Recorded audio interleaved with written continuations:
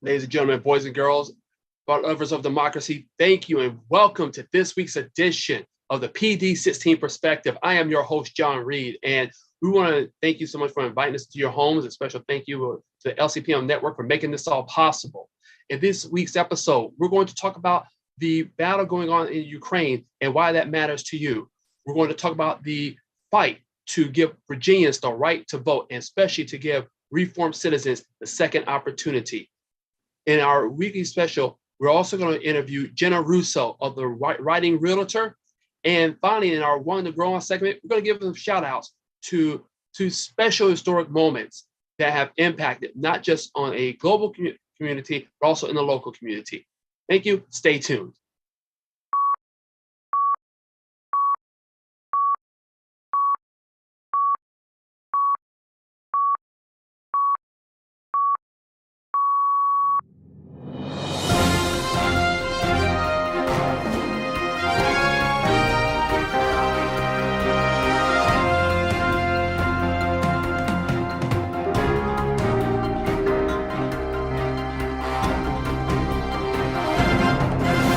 As this week's episode has began, and as for many of you know, there was a invasion that took place over the Atlantic, and it's what's going on in Ukraine. And with the world always shifting often, there's many of us, I get it. We often wonder, what does this got to do with me? Many of us watch the news, you go on Twitter, you go on Facebook, you see the Pray for Ukraine flags, and you think it's devastating. But we all think, well, I got things I struggle with. I have things I got to deal with at home, and I'm dealing with my kids. I'm dealing with COVID, and I'm worried about whether or not I'm going to be able to pay my bills. And we totally understand that, and not that we ignore those things, of course, but we often look at ourselves and say, "Well, what's going on the other side of the world have to do with me?"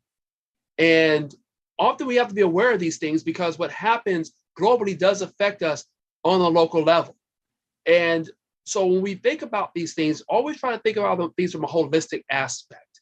And so why the situation going on with Ukraine right now, and with Russia, and with NATO, and with the United States, and whether the president is going to respond, and how these sanctions on Russia is going to take place, and where it impacts our lives as well. Well, the important thing to remember is that it impacts us due to raw materials, whether it's food, whether it's oil, it's those kind of supplies that get imported into the United States, and those prices. To think about this, when you go to the gas pumps, those who follow history, we know about what took place in the late 70s with the oil crisis and the embargoes with Iran, and how that impacted, created stagflation. And so those are the things we have to be mindful of as well. But then there's also for many of us to say, what, I feel powerless. I feel I don't know what to do. And so there are many organizations, and we put this on our website in Prince William County, www.pwperspective.com. You can go on there and just type in Ukraine, and there's a list of charities that we've put up where if you want to donate, you want to be able to help, Ukraine family refugees. You want to be able to help those citizens who are in desperate need of resources and supplies. Find a way to give, because we are all interconnected, and by being interconnected, we do have an obligation and opportunity, if we can, to help one another. And so we don't have to just sit back and just watch what mainstream media produces, but also gives an opportunity to say, hey, I can be a part of a bigger and better solution. Last week, the Virginia NAACP held a meeting and talked about the Right to Vote Amendment, SJ1. And one special thanks to those organizations who spoke during the virtual town hall to really address the issue about the Right to Vote Amendment. And I just want to read a little bit about and why it's so important, because as we all know, recently we just had the Livingston special district election, which Jacob Lane won. And we know there's going to be other elections getting ready to come up down the pipe, especially with the midterms. But what the Virginia NAACP is doing, and some of these grassroots organizations are doing, is making sure that we do have the right to vote, because it should be a fundamental right of every citizen once they turn 18 years old. There shouldn't be a process where they have to register. It should be automatic. That being said, this was specifically for reformed citizens. And for those who saw our interview a few weeks ago with Juanita Shanks of Failsafe Era, who talks about what she does to help those who serve felonies get a second opportunity, including the right to vote.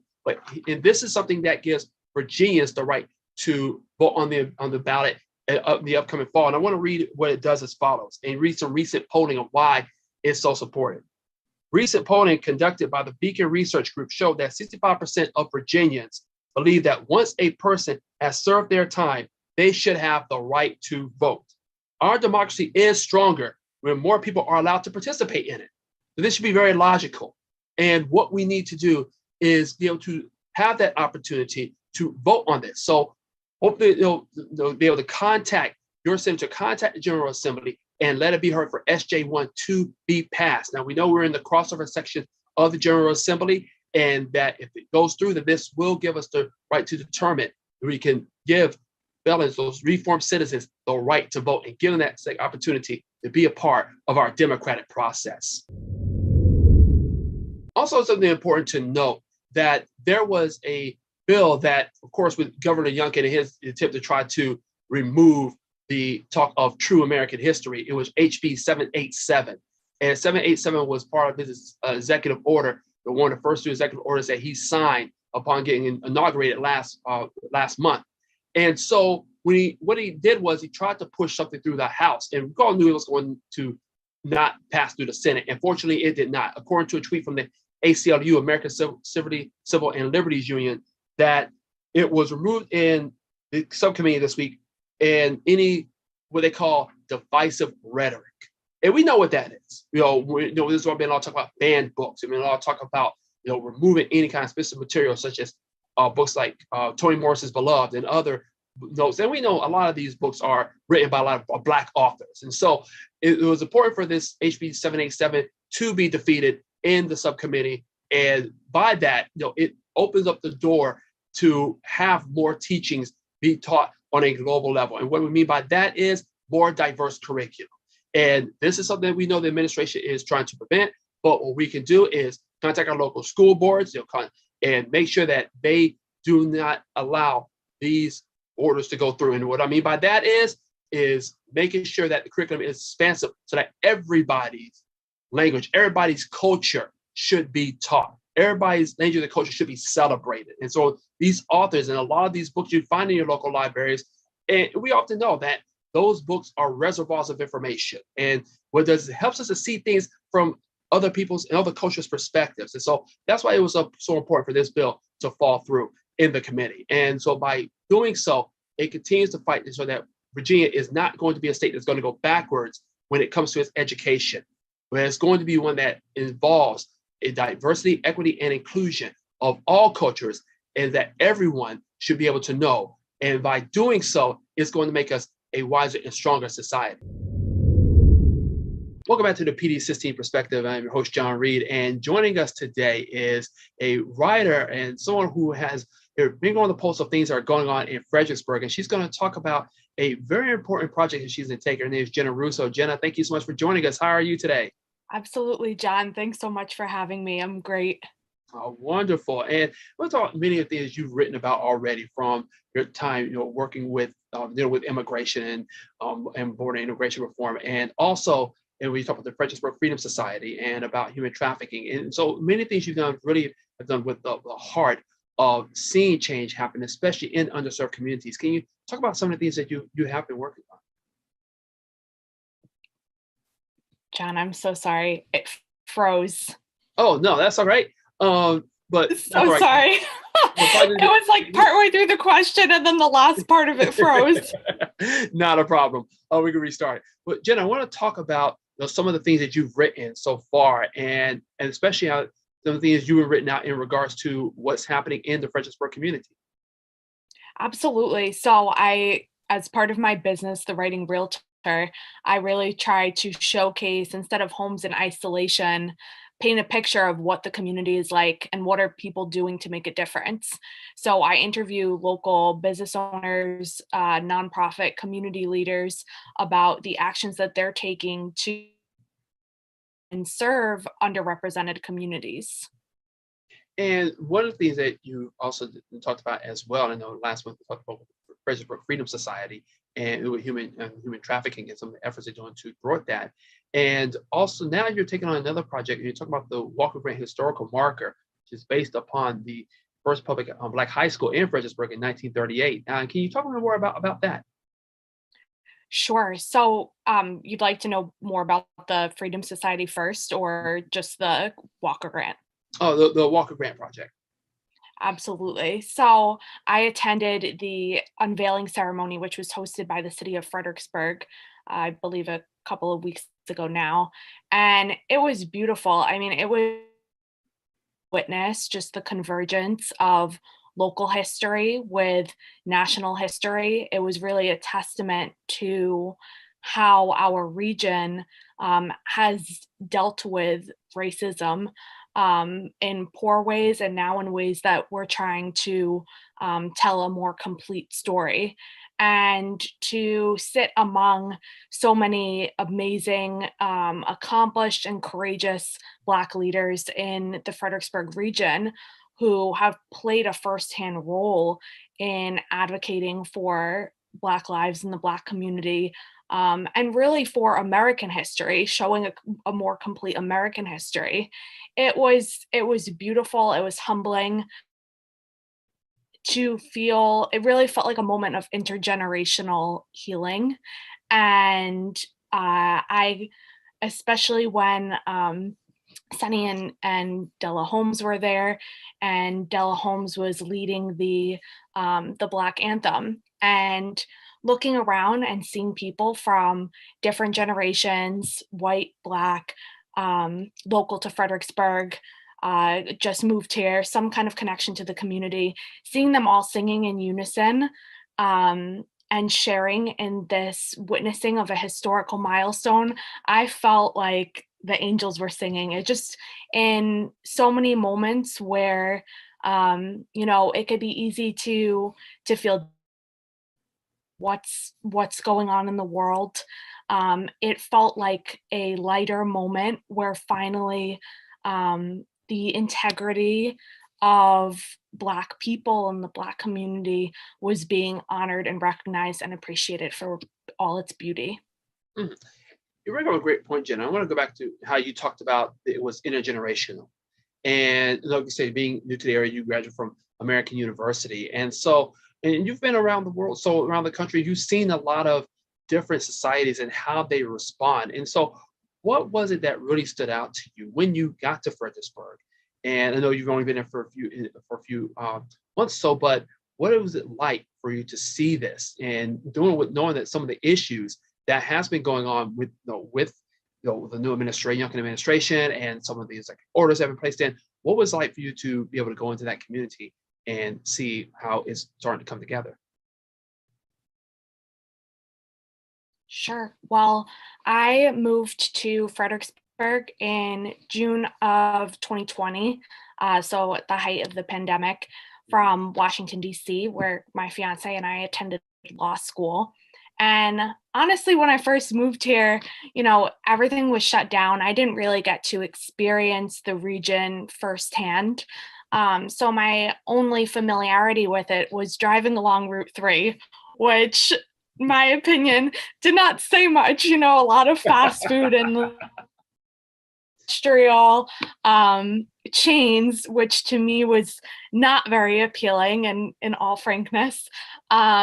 And then, as my fiance and I made the decision to put down roots here recently, I've come to form relationships with a lot of business owners, community members who are really trying to make a positive difference. And I think it counters the idea of, obviously, Fredericksburg is rooted in so much history, which is a beautiful thing, and that, we can then work to preserve that history, to rectify any challenges and issues like systematic issues like racism, and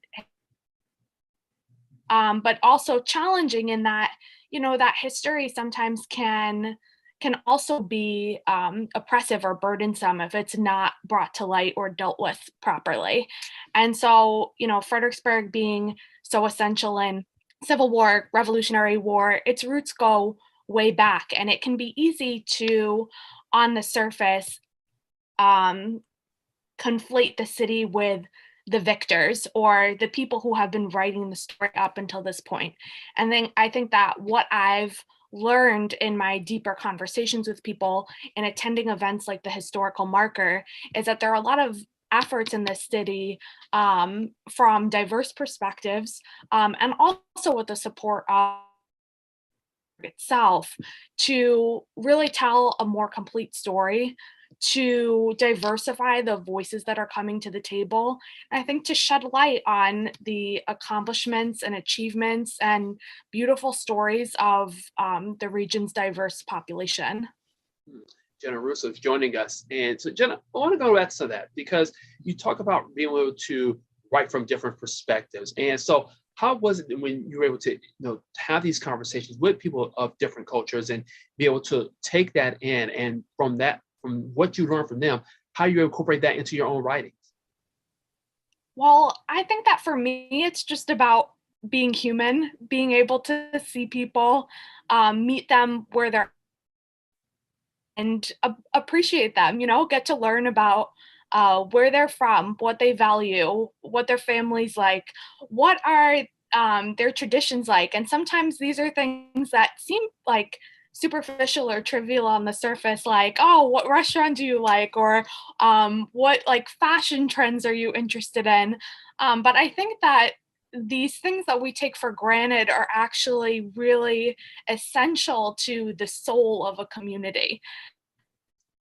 And so for me, I love I think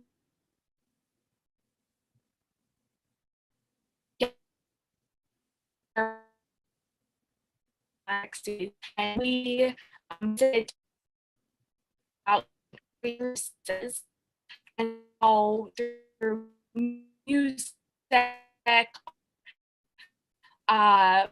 food, and to appreciate the culture through the day-to-day. Right. And so I want to get back to that because, like you said, you're able to see things from a different aspect. I know you went through Boston Theological Seminary, so I can imagine it's quite a different world from being up there in Massachusetts now here, especially here in Fredericksburg, where you experience a lot of different ideologies and different cultures. And you brought up a great point, and I want to kind of go to that where you talked about being able to really appreciate different cultures and diverse mindsets. And so, and I know with there can be a lot of division when it comes to politics, when it comes to religion, when it comes to people see things differently. People see reviews, and you talk about with the Walker Grant historical marker, and you talk about that being a unifying force. And so, are you seeing how things are changing more in Fredericksburg? Are we coming closer and closer to being more unified, society, or are there things that areas in which we still need to iron out and get straight? I think it's a combination of the two, John. So on one hand, I think we are coming together. You see this in Fredericksburg.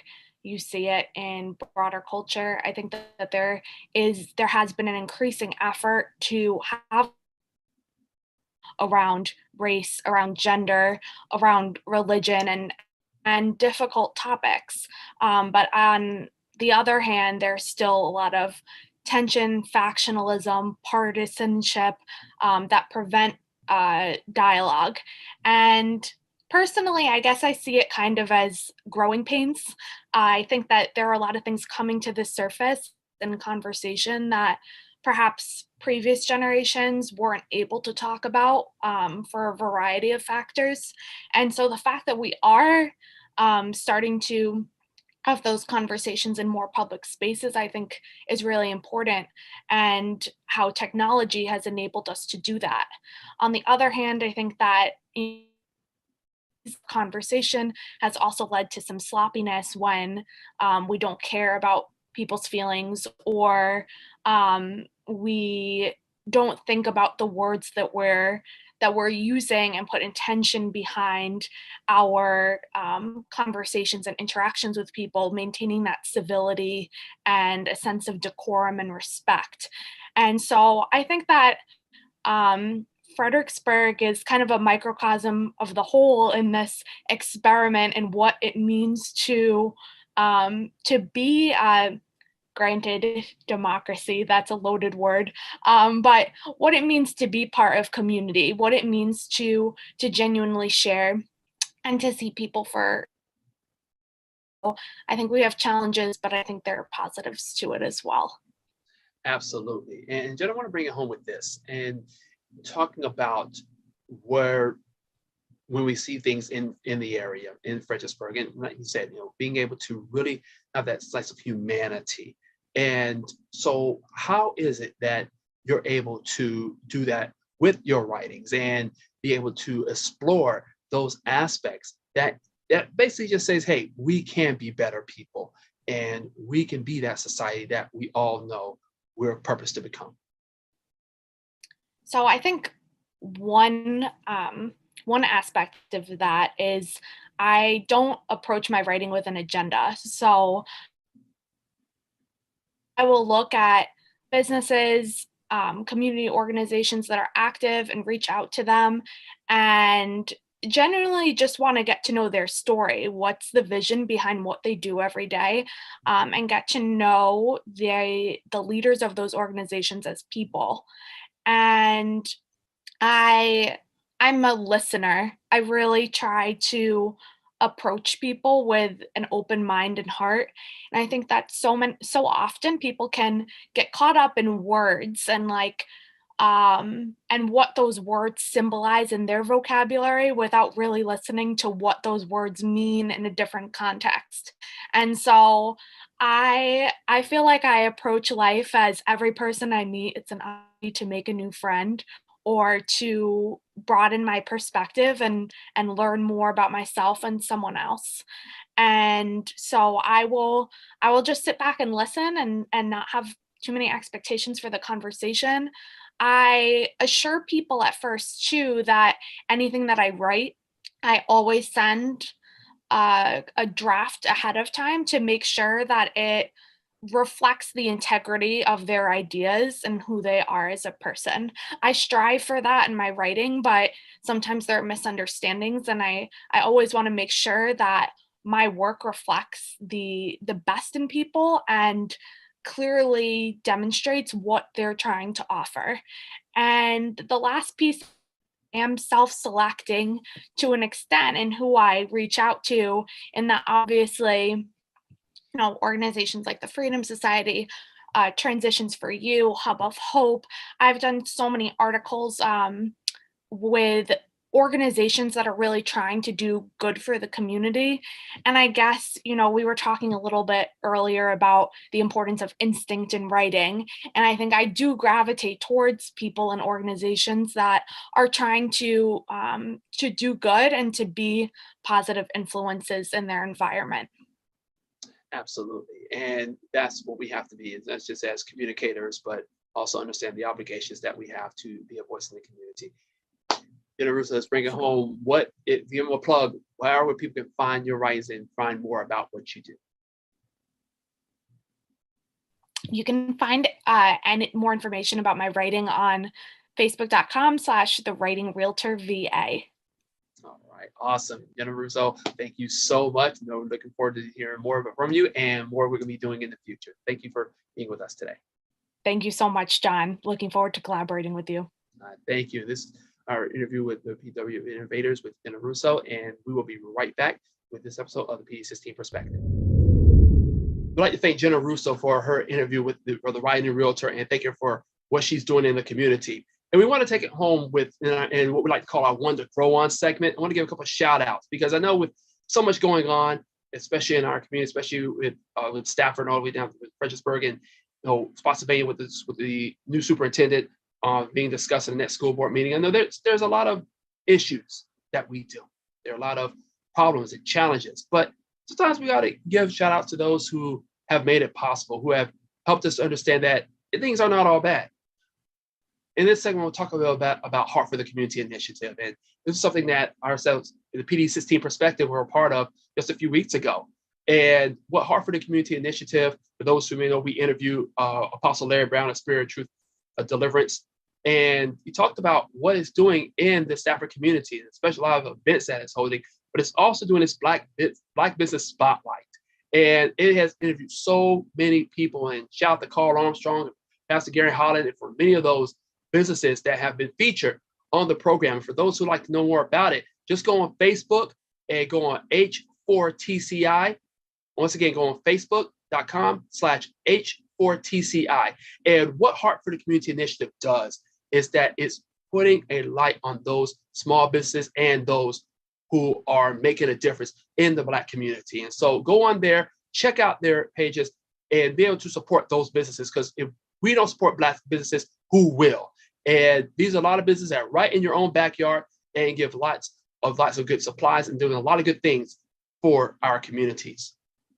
And also, finally, want to give a special shout out to Ketanji Brown Jackson, who earlier last week, President Biden nominated to be the first Black woman to be in the Supreme Court. And yes, it is long overdue, and she is more than qualified to be on there. And the Collective Political Action Committee, and they are a predominantly Black political action committee, and they supported her and what she's doing. But that being said, it's important to note this in history, that and I think about her story.